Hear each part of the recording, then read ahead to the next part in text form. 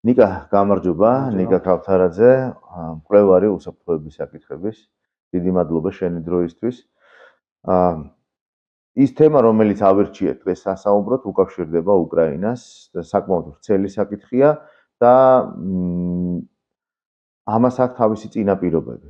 ცხადია, ეს წინაპირობები ერთი მხრივ 2014-ში დაიწყო, შესაძლოა უფრო ადრეც, მაგრამ ჩვენ მოდი ვისაუბროთ ბოლო 3 წლის, ასე ვთქვათ, შედეგებზე, იმ მოცემულობაზე, როდესაც ფართომასშტაბიანი აგრესია წამოიწყო რუსეთმა უკრაინის წინააღმდეგ და ჯარები გადაისროლა ამ ქვეყანაში და იქ სისხლის კალოები დაადრიალა.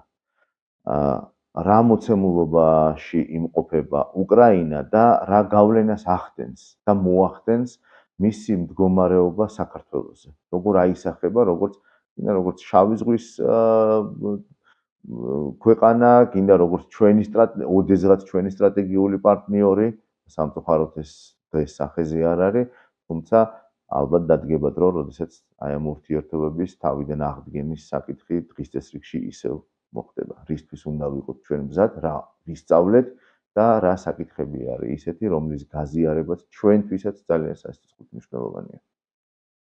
მოგესალმები გიორგი, დიდი მადლობა მოწვევისთვის. საკმაოდ ვრცელი თემა არის. ალბათ სალაპარაკოთ. პირველ რიგში დისკლეიმერი უნდა გავაკეთოთ. ერთი კვირა რაც პოტუსის ინაუგურაცია მოხდა და ძალიან რთული არის ახლა ვისაუბროთ იმაზე, რა გველის უახლოეს მომავალში, განსაკუთრებით რეგიონალური უსაფრთხოების თვალსაზრისით, რა პოზიციებზე შეთანხმდებიან და რა, თქვათ, უსაფრთხოების არქიტექტურა ჩამოყალიბდება უახლოესი თვეების განმავლობაში, ვთქვათ ესე. ამიტომ ნებისმიერი ჩვენი საუბარი იქნება, თქვათ, მეტწილად დამყარებული სასურველ ხედვაზე, რომელიც ჩვენთვის, საქართველოსთვის და უკრაინისთვის იქნება ყველაზე, თქვათ, ხელსაყრელი. თუმცა, სანამ თქვათ ეს ურთიერთობები გადაწყდება და გაირკვევა და ომის შეწყვეტის სახე განისაზღვრება, მნიშვნელოვანი არის ალბათ ერთი-ორი სიტყვა ითქვას იმ 3 წელიწადზე, რომელიც გავიდა უკვე რუსეთის ჟურნალისტებიანი შეჭრის შემდეგ, უკვე დაახლოებით 1000 დღე მიმდინარეობს ეს ომი და რა თქმა უნდა, პირდაპირ შეიძლება ითქვას, რომ რუსეთმა აბსოლუტურად ვერ მიაღწია საკუთარ სტრატეგიულ მიზნებს, რომელიც თავის დროზე დაისახა. ეს მიზნები, რომელიც ჯერ კიდევ 2022 წელს განაცხადა პრეზიდენტმა პუტინმა, დენაციფიკაცია და დემილიტარიზაცია, რა თქმა უნდა, მიღწეული ვერ იქნა პირიქით, თითქოს რუსეთი ეწინააღმდეგებოდა ნატოს გაფართოებას და სანაცვლოდ მიიღო 2 ახალი წევრი სახელმწიფო თავის სამეზობლოში, ისეთ სახელმწიფოები, რომლებიც მანამდე ნეიტრალიტეტით, სამხედრო ბლოკის თვალსაზრისით ნეიტრალიტეტით გამოირჩეოდნენ, 1300 კილომეტრი ახალი საზღვარი მიიღო ნატოსთან. გარკვეულწილად მოხდა უკრაინის არა დემილიტარიზაცია, არამედ მილიტარიზაცია. თანამედროვე ნატოს შეერაღებით მისი აღჭურვა და უზარმაზარი გამოცდილების მიღება ამ ბრძოლაში მამაცი უკრაინელი ხალხის მხრიდან. ასევე მოხდა ამ ორი ერის დაშორება, რაც ვიცით, რომ აქამდე აბსოლუტურად სხვა ტიპის ურთიერთობები გააჩნდათ. და მე უბრალოდ ვერ წარმომიდგენია მას შემდეგ, რაც რუსეთმა უკრაინელ ხალხს დამართა და მართლაც როგორც ახსენეს სისხლში ჩაახშო. გარკვეულწილად ზოგიერთი დასახლებული პუნქტის მოქალაქეების პროტესტი, ამის შემდეგ ვერ წარმომიდგენია ნორმალურ ურთიერთობებში დაბრუნება ამ ორი ერის იმ ძველ, თქვათ, ტიპის ურთიერთობაში დაბრუნება, რომელიც აქამდე გააჩნდათ. რა თქმა უნდა, მე არა ვარ სამხედრო ექსპერტი, ბევრი ადამიანი საუბრობს ამ საკითხებზე საკმაოდ ვრცლად, რა ტიპის ტერიტორიების დაკავება მოხდა, რა ტიპის ტერიტორიების გათავისუფლება მოახერხა უკრაინამ ამ ომის დაწყების შემდეგ და ისიც ვიცით, ხო, უახლოესი უკანასკნელი წლის განმავლობაში განსაკუთრებული წინსვლა არ ქონია რუსეთის ფედერაციას ამ მიმართულებით და უზარმაზარი დანაკარგები აქვს და მის ყოველ ნაბიჯს მოყვება უამრავი ადამიანის სიცოცხლე. დღეში 1000-დან 1500-მდე ჯარისკაცს კარგავს ის და სხვადასხვა წყაროებით, რა თქმა უნდა, ეს რთული დასადგენი არის ზუსტი ციფრი, მაგრამ ვიცით, რომ წყობრიდან დაახლოებით 800.000 მათი ჯარისკაცი არის გამოყვანილი. მოკლული თუ დაჭრილი და ისიც ვიცით, როგორი ტიპის ჯარისკაცები არიან და როგორი მომზადების თუ როგორ ეპყრობა რუსეთის ფედერაცია ზოგადად საკუთარ მოქალაქეებს, როდესაც გარკვეული აუცილებელი მომზადების გარეშე უშვებს ბრძოლაში, ან დაჭრილების მობილიზაციას ახდენს და ესეთი ტიპის ქვედანაყოფებს აგზავნის კვლავ ასევე უზარმაზარი დანაკარგები აქვს, რა თქმა უნდა, სამხედრო ტექნიკის და აღჭურვილობის თვალსაზრისითაც. შეგვიძლია ვთქვათ, რომ ამ 3 წლის განმავლობაში გმირული წინააღმდეგობა, რომელიც უკრაინულმა როგორც ხელისუფლებამ, ისე ხალხმა განახორციელა რუსეთის წინააღმდეგ, აბსოლუტურად მოულოდნელი იყო რუსეთის ფედერაციის იმ პატარა ჯგუფისთვის, რომელმაც ეს გადაწყვეტილება მიიღო ამ ომის დაწყების თაობაზე და იქ ვართ ახლა, სადამდეც მოვიდა ეს ამბავი. რაში გამოიბრძმედა ამასობაში უკრაინა, აი ამ 3 წლის განმავლობაში, მისი მაგალითად სადაზვერვო სამსახურები, სპეციალური სამსახურები და ასე შემდეგ, კონტრსადაზვერვო საქმიანობით და სიღრმისეული დაზვერვის საქმიანობითაც საინტერესო იქნება თქვენი მოსაზრება. პირველ რიგში უნდა ითქვას, რომ აი ჩვენ თვალწინ ჩამოყალიბდა სახელმწიფო უკრაინის სახით, რომელიც ჩემი გადმოსახედიდან არის ერთ-ერთი ყველაზე ძლიერი თავდაცვისა და უსაფრთხოების თვალსაზრისით სახელმწიფო ევროპის კონტინენტზე დღესდღეობით, რომელიც ამხელა შეიარაღების და რესურსის მქონე სახელმწიფოს უწევს წინააღმდეგობას, რა თქმა უნდა, მხარდაჭერის საფუძველზე, თუმცა სამობილიზაციო შესაძლებლობები, რომელიც უკრაინას გააჩნია, რაზეც სხვათა შორის პრეზიდენტმა ზელენსკიმ ისაუბრა დავოსის შეხვედრაზე, ანუ მან დაასახელა ეს ციფრი 800.000 საკმაოდ მაღალი არის და ის რამდენჯერმე აღემატება ევროპის სხვა სახელმწიფოების სარეზერვო შესაძლებლობებს. მან ახსენა საფრანგეთის სამობილიზაციო შესაძლებლობები და დაასახელა ციფრი 200.000, რომელიც ვთქვათ, უკრაინის შემდეგ შეიძლება ჩავთვალოთ მეორე ადგილზე არის და შემდეგ გერმანია, დიდი ბრიტანეთი და ასე შემდეგ, ხო? ამით რა თქმა უნდა, მან მიანიშნა, რომ ის არის ძალიან მნიშვნელოვანი მოთამაშე ევროპის კონტინენტზე და რა თქმა უნდა, მეტ ყურადღებას იმსახურებს მასთან მისი მხარდაჭერა და თანამშრომლობა, რადგან სამომავლოდ ის აუცილებლად დარწმუნებული ვარ ამაში, გახდება ევროპის უსაფრთხოების არქიტექტურის ერთ-ერთი ყველაზე მნიშვნელოვანი მოთამაშე. თავი რომ დავანებოთ, თქვათ, სამობილიზაციო რესურსს, რომელიც შეიძლება იყოს მოსახლეობის რაოდენობიდან გამომდინარე და არა მხოლოდ, რა თქმა უნდა, საფრანგეთის და გერმანიის შემთხვევაში ეს წილობრიობა არ არის ესეთი, როგორც უკრაინას გააჩნია, ის დღესდღეობით არის ყველაზე გამოცდილი ევროპაში თანამედროვე ომის წარმოების თვალსაზრისით, ხო? რადგან პირველ რიგში ასიმეტრიულობიდან გამომდინარე ის ებრძვის მასზე გაცილებით მეტი რესურსის მქონე სახელმწიფოს და ამის გამო ინოვაციებს ახორციელებს ამ თვალსაზრისით, ცდილობს რომ ნაკლები დანახარჯით უფრო მეტი ზიანი მიაყენოს მტერს, მაგალითად კვადროკოპტერების გამოყენებით, დრონების მეშვეობით, შედარებით იაფი შესაძლებლობის საშუალებების მეშვეობით დარტყმები მოახდინოს იგივე მძიმე ტექნიკაზე, ტანკს თუ ქვეითთა საბრძოლო მანქანის განადგურება ხო ხვდებით, რამდენად დიდი სხვაობა არის, თქვათ, გაწეულ დანახარჯსა და მიღწეულ ზიანს შორის, რომელსაც ის მტერს აყენებს. ეს გარკვეულწილად ინოვაცია, რომელშიც უკრაინამ პიონერული გარღვევები მოახდინა და ეს ინოვაცია უკვე წარმოებაშიც ჩაუშვა. გარდა მაგისა, გარკვეულწილად ის ჰიბრიდულ ელემენტებსაც იყენებს უკვე, რასაც ჩვენ რუსულ ჰიბრიდულ ომს ვეძახით.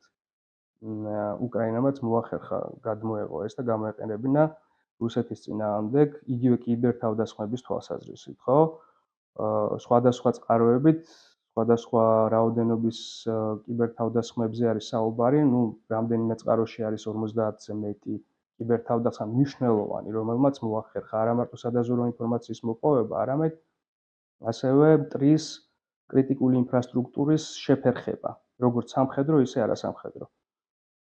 გარდა ამაგისა, დრონების კუთხით კიდევ ვთქვით, რომ უკრაინას აქვს შესაძლებლობა იაფად აწარმოოს ისეთი დრონები, რომლებსაც შეუძლიათ რამდენიმე 1000 კილომეტრი გადალახონ მტრის ტერიტორიაზე სიღრმეში და ზურგში დარტყმა მიაყენონ სამხედრო წერტილოვანი სხვათა შორის სამხედრო ობიექტებს და საწვავ-საყოხი მასალების მწარმოებელ ობიექტებს, ხო?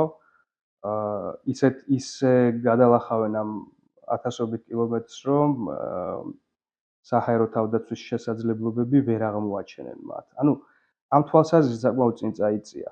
რაც შეეხება სპეცსამსახურებს, რომლებიც ახსენეთ, ხო? ამ ომის დაწყებამდეც, რა თქმა უნდა, 2014 წლიდან მოყოლებული, როდესაც მოხდა ყირიმის ანექსია,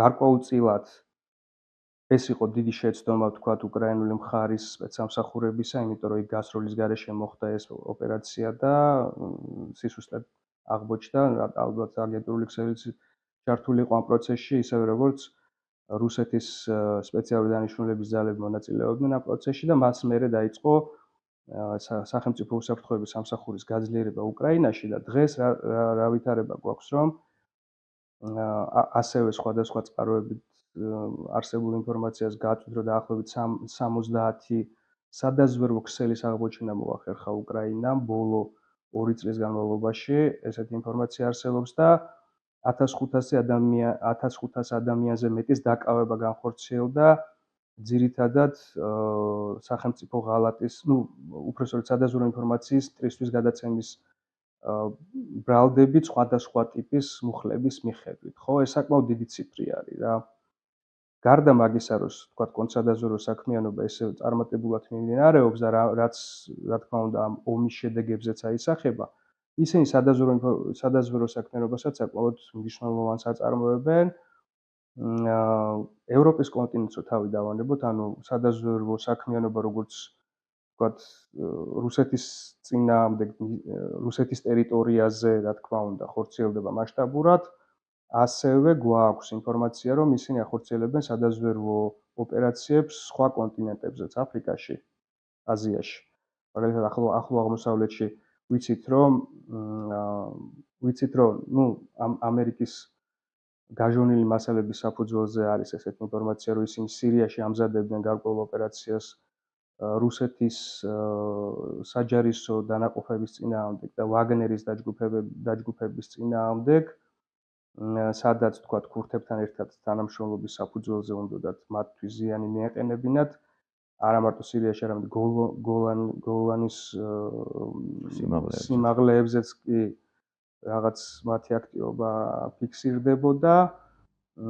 აფრიკაში, მალიში და სუდანში ამბოხებული მხარის მხარდაჭერა ხდებოდა. მალიში მაგალითად დრონების მეშვეობით მოწინააღმდეგეზე თავდასხმის თვალსაზრისით როგორც აღჭურვილობას აწვდიან, ასევე წვრთნას უტარებდნენ და ეს ფაქტურად პროქსი ძალის გამოყენებით არის რუსეთთან ბრძოლა, იმიტომ რომ იქ სადაც რუსეთი თავისი საჯარისო ქვემდანაყოფებით იყო წარმოადგენილი, იყო თუ არის წარმოადგენილი და ასევე ვაგნერის დაჯგუფება იყო წარმოადგენილი, ხო? მათ წინააღმდეგ ეს უკრაინული სპეცდანიშნულების ყველგან იბრძვიან. მოქმედებდნენ. ყველგან არ ვიცი, მაგრამ საკმაოდ მნიშვნელოვანი ზიანის მიყენება მოახერხეს სხვადასხვა მიმართულებით, რასაც რა თქმა უნდა, რამდენიმე დანიშნულება აქვს, ერთი რომ რესურსების მოპოვებაში ხელი შეუშალონ რუსებს, იმიტომ რომ ამ სახელმწიფოებში ისინი სხვადასხვა ტიპის რესურსების მოპოვებას ახდენენ, ასევე გარკვეული ტიპის შეერაღებასაც იღებდნენ იმისათვის, რომ ეწარმოებინათ უკრაინის საწინააღმდეგოდ ამ ქვეყნებიდან, ესეთი ლოგისტიკური ტიპის კავშირების ჩაშლა ხორციელდებოდა და რა თქმა უნდა, გარკვეულწილად მესიჯის არის და დაშინებაც არის გარკვეულწილად, რომ სადაც არ უნდა იყოთ მოგწვდებით იქ, რა მოსადის ტიპის ქმედებები არის, ხო, რაღაც ან ის თუნდაც რომ სადაზვერვო ოპერაციების საფუძველზე მათ მოახერხეს და ლიკვიდაცია განახორციელეს რუსეთის ტერიტორიაზე სამხედრო მაღალჩინოსნების ან მათთან დაკავშირებული პირების, ესაც ხომ მნიშვნელოვანი არის. და არაერთისთან. არაერთის და გარკვეულწილად დამაშინებელი ფაქტორიც არსებობს, ხო აქ. კიდე მნიშვნელოვანი აუცილებლად აღინიშნოს შავი ზღვის უსაფრთხოების, ანუ როგორც ესეთი სანაპირო დაცვის უსაფრთხოების და შავი ზღვის უსაფრთხოების თვალსაზრისით უკრაინის წარმატებები გარდა იმისა, რომ მიუხედავად იმისა, რომ საკმაოდ წირი სამხედრო ფლოტი გააჩნია თავად უკრაინას, ხო? მათ მოახერხეს და მე მგონი 30% შავი ზღვის რუსეთის ფედერაციის შავი ზღვის ფლოტის ამ წყობრიდან გამოიყვანეს ან გაანადგურეს და საერთოდ ისეთი ვითარება შექმნეს შავ ზღვაზე ამ ჩრდილოეთ აკვატორიაში, რომ უბრალოდ შავი ზღვის რუსეთის შავი ზღვის ფლოტის ხომალდებს აღარ შეუძლიათ ესე თავისუფლად გადაადგილება რა. ეს მათ მოახერხეს სხვადასხვა ტიპის ჩარევით, დრონები, რომლებიც პირველად ხედავთ ხო რა აწარმოა საზღვაო დრონები. საზღვაო დრონებზე არის საუბარი, რომელიც უკრაინამ აწარმოა და საკმაოდ წარმატებით გამოიყენა, უამრავი კადრი არსებობს და ეს მინახავს ყველას.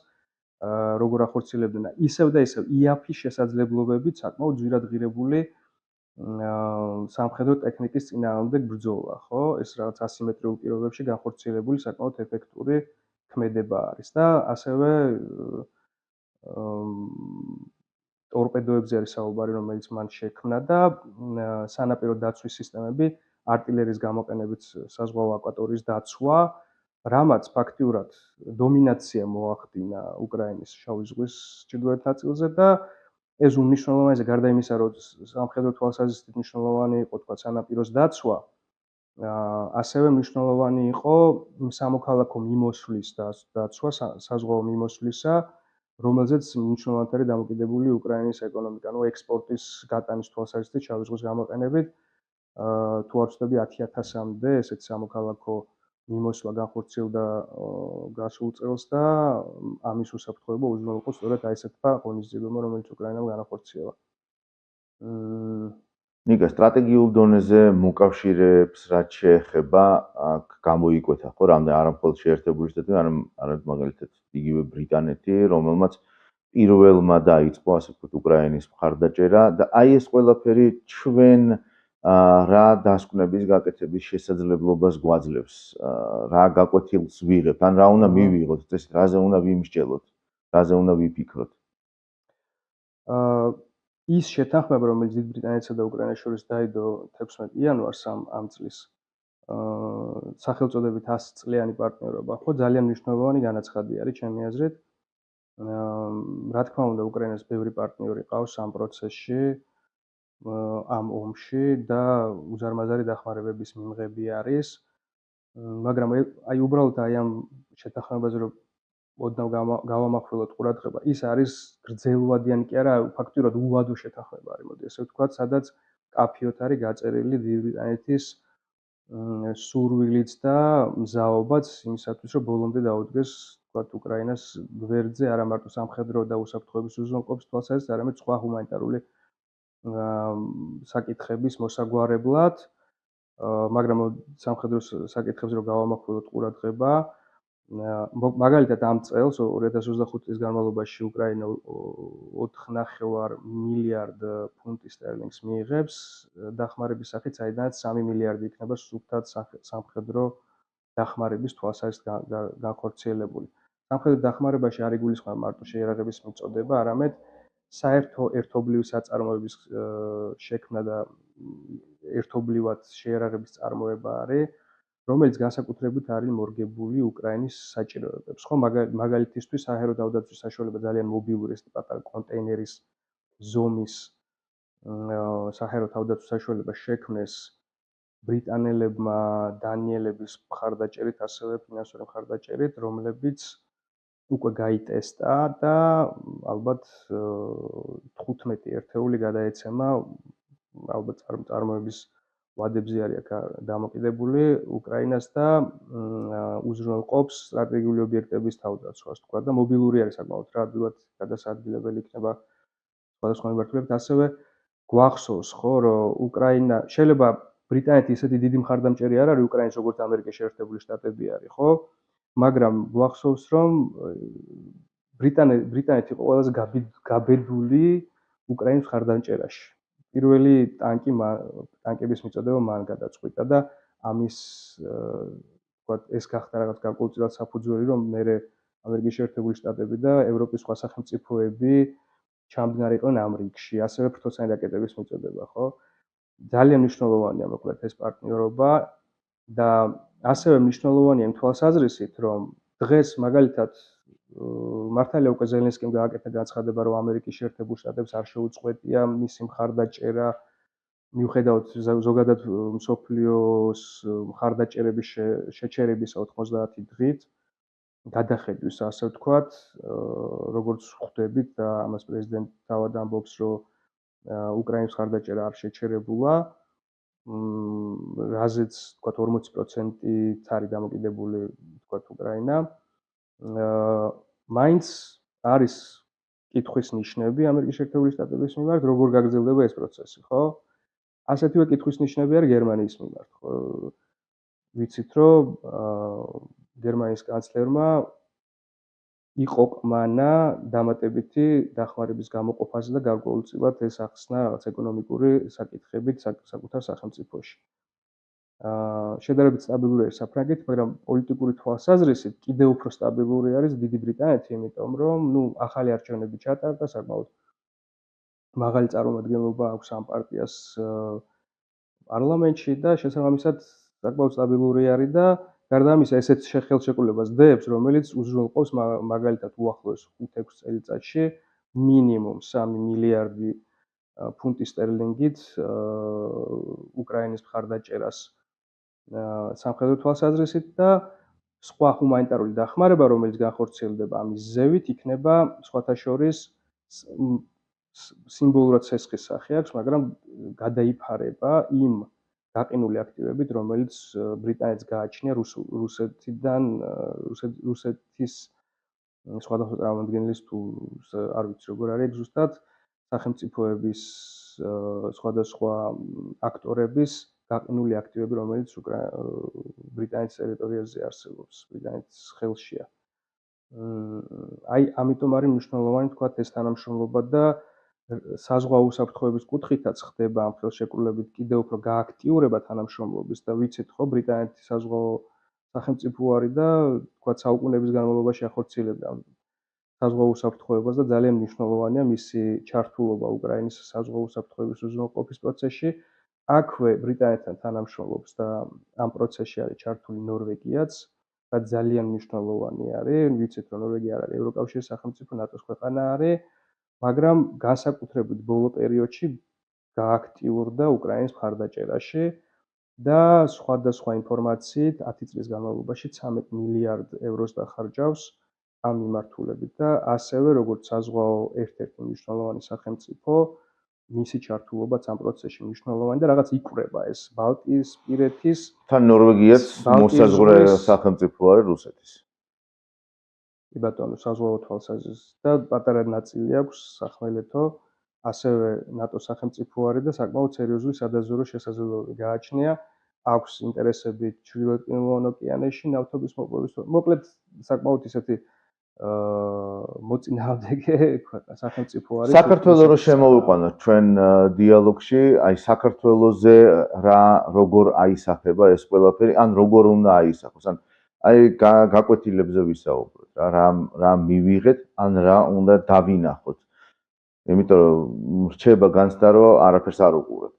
აბსოლუტურად რაღაც იპოდრომის ცხენებებით მხოლოდ რაღაცა ერთი წერტილისკენ მივდივართ. რა თქმა უნდა, გეთანხმები იმ თვალსაზრისით, რომ უსაფრთხოების კუთხით დღეს არსებულ ვითარებას თუ გავითვალისწინებთ, არაფერი არ ხორციელდება გარკვეულწილად. შეიძლება ვთქვათ, მინიმალური დოზით განხორციელებული იყო რაღაც საფრთხეების შეფასების დოკუმენტის განახლება, მაგალითად, კონცეფციის გადახედვა, თავდაცვის სტრატეგიაზე მინიმუმ მსჯელობან რაღაცა ტიპის მონახაზის ქონა, მიუხედავად იმისა, რომ ვთქვათ, ეს დოკუმენტის არსებობა უბრალოდ არ უზრუნველყოფს ამ თავდაცვას, მაგრამ ეს არის საფუძველი იმისათვის, რომ მასზე დაშენდეს შემდეგ უკვე ის გეგმები, რომლის საფუძველზეც უნდა გაძლიერდეს საქართველოს თავდაცვის უნარიანობა, ხო? და ამ მიმართულებით ალბათ მომავალში იქნება სერიოზულად საფიქრალი, ხო? დღეს ცოტა შეიძლება უცნაურად ჟღერდეს ეს, მაგრამ აი ჩემი სუბიექტური აზრი არის, რომ იმ პირობებში, რაც უკვე აღვნიშნე, რომ უკრაინა ყალიბდება რეგიონალურ ყველაზე მნიშვნელოვან მოთამაშედ, განსაკუთრებით შავი ზღვის რეგიონში, ის არა მარტო რეგიონალური მოთამაშე, არამედ უკვე გლობალური აქტორი არის იმ მიზეზების გამო, რაც ჩამოთვალე, რომ მას შეუძლია როგორც გავლენების მოხდენა სოფლიოს ძირითად მოთამაშეებზე, ისე გარკვეული ოპერაციების ჩატარება, ამხელა სამხედრო გამოცდილება აქვს მიღებული, ყველაზე რეგიონში ყველაზე ძლიერ სამხედრო მოწინააღმდეგესთან აწარმოებს 1000 დღიან, უკვე 1000 დღე აწარმოებს შეერაღებულ დაპირისპირებას და ამ პირობებში ჯერ არ იკვეთება ის, რომ ვთქვათ, რუსეთი განსაკუთრებული გამარჯვებით გამოირჩევა. რა თქმა უნდა, მნიშვნელოვანი იქნება ალბათ საქართველოსთვის მომავალში იმ პირობებში, როდესაც საქართველოს პროდასავლური ტიპის ეროვნული მთავრობა ყავს, რომელიც კარგად ხედავს სახელმწიფოს ინტერესებს და რა არის სახელმწიფოს საით უნდა მიდიოდეს სახელმწიფო, ალბათ უკრაინასთან თანამშრომლობა იქნება ძალიან მნიშვნელოვანი ფაქტორი. ამას რა თქმა უნდა წინაპირობები გააჩნია, როგორც საქართველოში არსებული პოლიტიკური ვითარების თვალსაზრისით და უსაფრთხოების გარემოს, ისე უკრაინაში. ჯერჯერობით ის როგორც მანამდე ვთქვი, რთული არის წარმოვიდგინოთ, თქვათ, როგორ განვითარდება მოვლენები, მაგრამ მე პირადად ვერ წარმომიდგენია მომავალში უკრაინასთან თანამშრომლობის გარეშე მოხერხდეს საქართველოს უსაფრთხოების გარემოს სრულყოფილად უზრუნველყოფა. განსაკუთრებით იმ პირობებში, როდესაც ნატოს წევრები არა ვართ, ხო? სხვა არის უკვე, თქვათ, წევრობის შემთხვევაში რა იქნება, მაგრამ ყველაზე ბუნებრივი მოკავშირე საქართველოსი არის უკრაინა. ჩვენ ერთი და იგივე მტერი გვყავს, ერთი და იგივე ტიპის გამოწვევები გვაქვს ოკუპირებული ტერიტორიების სახით, უკრაინას ანექსირებული ტერიტორიების გააჩნია, რა თქმა უნდა, სამწუხაროდ. ერთი და იგივე უსაფრთხოების გამოწვევები გვაქვს. გვაქვს შავ ზღვასთან, შავი ზღვის რეგიონის სახელმწიფოები ვართ და მნიშვნელოვანი როლი გაგვაჩნია ამ პირობებში, იმიტომ რომ სატრანზიტო როლი როგორც საქართველოს, ისე უკრაინას აქვს და ევროპასთან დაკავშირება აღმოსავლეთ ნაწილისა. ამ თვალსაზრისით თანამშრომლობა ძალიან მნიშვნელოვანი იქნება. როგორც თავდაცვის თვალსაზრისით, იმიტომ რომ გარდა იმისა, რომ ვთქვათ, უკრაინა გახდა ბევრი ტიპის ინოვაციების